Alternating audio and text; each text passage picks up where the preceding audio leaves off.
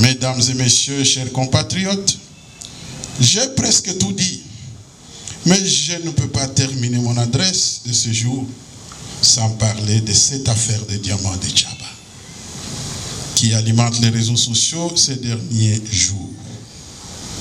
En effet, une rumeur persistante et manifestement propagée par un groupe d'individus connus et mal intentionnés faisant état d'extorsion de diamants impliquant le gouverneur de province du Kasaï oriental, je tiens ici à fixer l'opinion publique nationale en ces termes. Les informations faisant état de la remise d'un diamant au gouverneur sont apparues. Je voudrais dire seulement que les amis sud-soudanais sont arrivés au Kasaï oriental pendant que le gouverneur de province qui vous parle était encore à Kinshasa. Je pense que même les collaborateurs qui sont ici, membres du comité provincial de sécurité, n'étaient pas informés de leur présence. Imaginez-vous, depuis le mois de mai, c'est seulement au mois de novembre que nous avons commencé à statuer sur les cas. Ces sujets sud-soudanais se sont retrouvés dans une zone minière comment? C'est ainsi qu'une commission ad hoc a été constituée pour aller prendre ces Soudanais et les amener en Mbujimaï avec un coordonnateur de la fondation Fofat qui les aurait invités au pays. Et ce dossier a suivi son cours normal à DGM. Nous avons eu plusieurs fois des réunions avec toutes les parties prenantes et même les députés provinciaux. Et la résolution et tous les procès-verbaux, les comptes rendus sont là.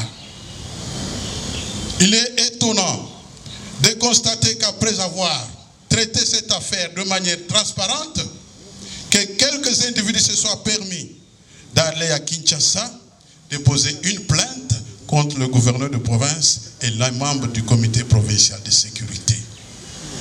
Ce qui est curieux, c'est que toute la situation était tirée au clair et il y a eu même une descente à Djaba.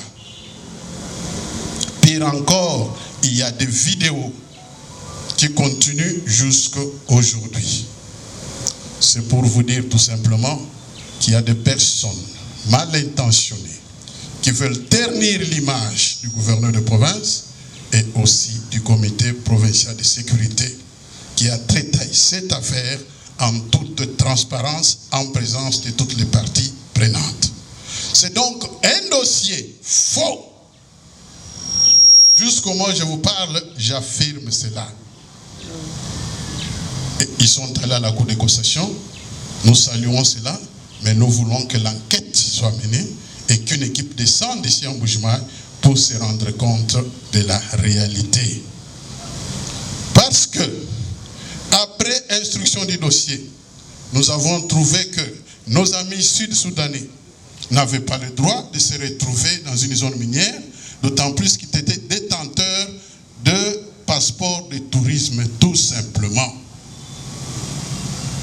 Et alors, l'affaire a été traitée. Ils ont été rappelés à Kinshasa par la direction nationale de la DGM. Et à partir de là, qu'on a jugé bon de les exclure puisqu'ils étaient dans une situation irrégulière. Mais cette histoire a été traitée même en présence de l'administrateur du territoire de l'Upatapata.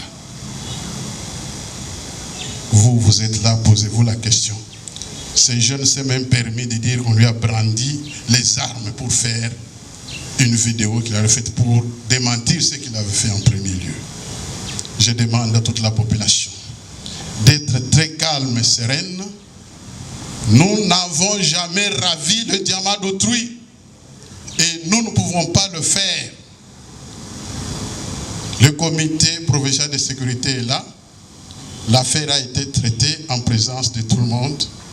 Donc, soyez sûrs que ce dossier, c'est tout simplement des papiers. Un complot contre la province et contre les autorités de la province du Kasaï oriental. Sachez-le qu'il n'y a rien. Alors, Je voudrais terminer par là pour dire que la vérité finit toujours par triompher. Je vous remercie.